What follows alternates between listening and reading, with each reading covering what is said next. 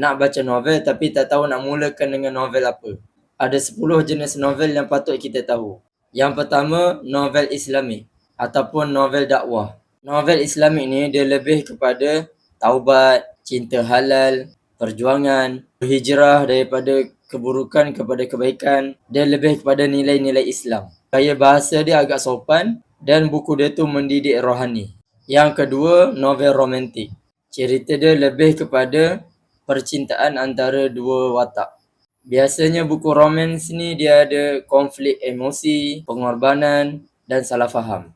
Yang ketiga, novel seram. Tujuan buku seram ni dibuat untuk menakut-nakutkan pembaca tu lah.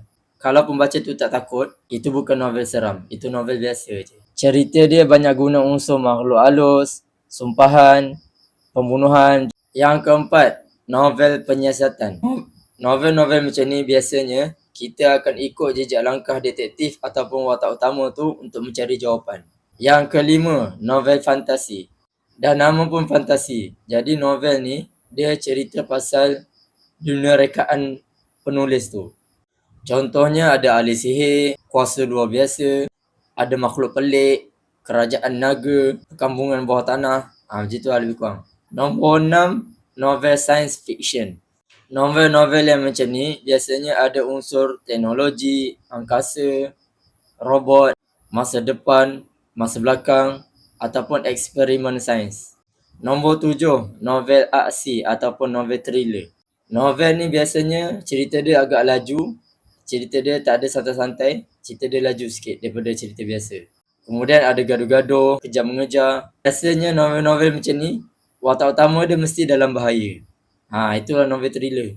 Yang ke-8, novel drama. Novel-novel yang macam ni, dia lebih kepada realiti hidup. Cerita pasal persahabatan, pasal keluarga, pasal kerja, pasal sosial. Dan tak ada benda yang pelik berlaku. Itulah novel drama. Nombor 9, novel pengembaraan. Novel macam ni lebih kepada pengembaraan watak utama tu daripada satu tempat ke satu tempat. Dia mengembara dalam jarak yang jauh melalui benda baru dalam hidup dia.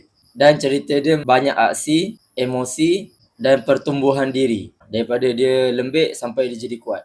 Yang ke-10, novel sejarah. Novel sejarah ni dia lebih kepada zaman perang, kerajaan lama. Kadang-kadang dia gabungkan sekali dengan fiksyen. Jadi korang rasa korang suka novel yang macam mana? Cuba korang komen.